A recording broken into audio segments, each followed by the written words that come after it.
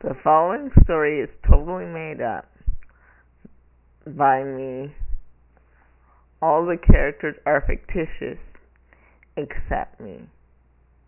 I hope you enjoy this story. Let's meet Judy. Judy's a 23-year-old college student. She's taking classes at the university studying to be a journalist. In 2005, she meets Ryan. Tall, handsome, blonde-haired, blue-eyed Ryan.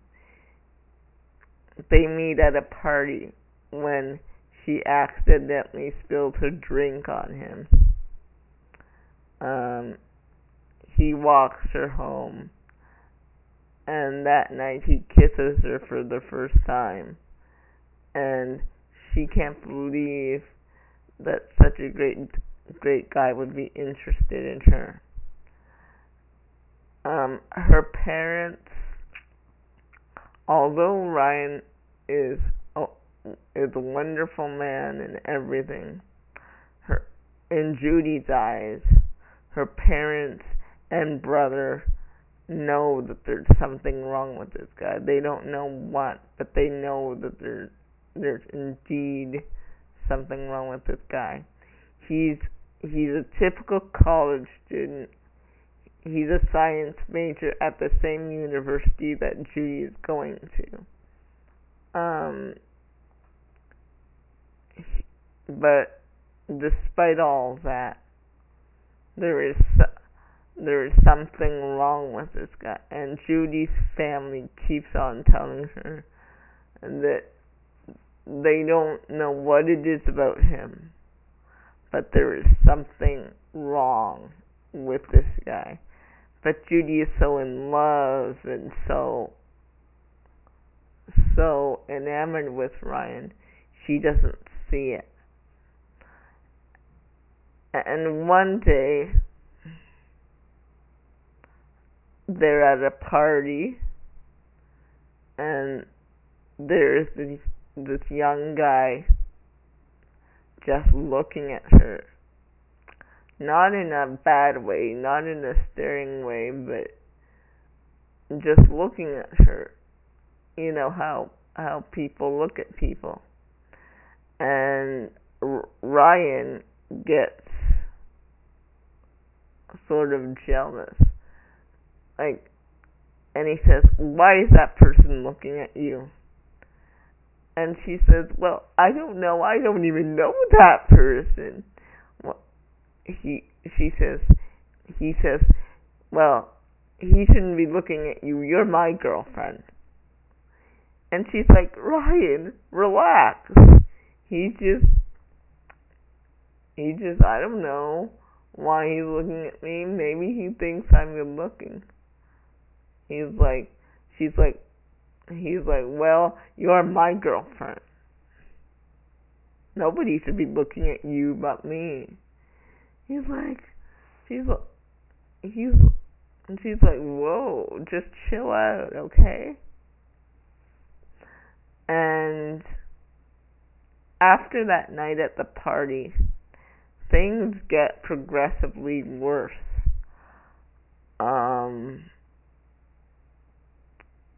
It gets to the Ryan starts controlling what Judy wears. No, I should say first that after graduation in 2007, the couple decide to move in together. And for a while, everything was fine. But one day, Judy comes downstairs in a tank top and shorts, and Ryan says, "I don't think you should wear that." And she's like, "Why? We're going to the beach. It's not. She's like, "What's wrong with what I'm wearing?" And And he says, I just don't want you to wear that. And he goes into her closet and picks out something else. And she's like, okay, fine. She thinks it's a little weird, but like to keep the peace, she changes her clothes.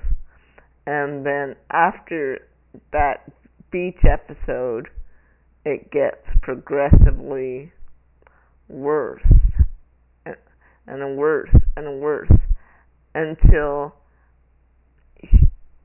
he controls everything she does, where she goes, who she sees, what she eats. He has control over her and over how she does the dishes, what time she takes a shower. I mean, absolutely everything this guy has control over her doing. And she doesn't know what to do. She loves him so much that she doesn't know what to do. So that Valentine's Day, she plans this wonderful dinner. I mean, the whole 9 yards, the whole 9. Candles and the table and little I love you stuff everywhere. Just total a Valentine's Day dinner that men and women have every day, every year around the world. So she plans this dinner swearing that this dinner will make him change or that she can change him. The dinner is supposed to start at 6. No, Ryan's supposed to be home at 6. The dinner's supposed to start at 7. And then 6 o'clock comes around. Nothing happens. 6:30, still no Ryan. 7, still no Ryan. 8, still no Ryan. She calls his friends, and in the background at his friend's house, she hears loud music. And she's like, what's going on? Ryan was supposed to be home 2 hours ago. 3 hours ago. Sorry, 2 hours ago. And his friend Max says, oh, he'll be home right away. And Judy could tell on the phone that Mac was drunk. And at 11 o'clock, Ryan comes through the door, blurry-eyed, drunk as a skunk. And Judy says, where were you? And he's like, I'm tired, I'm going to bed. He's like, I planned this dinner for you. I planned everything. Judy gets up and storms out of the room. She's like, I'm leaving you. I've had it. Everything. I've worked so hard in this relationship for almost 2 years, and you can't even come home on time for Valentine's Day.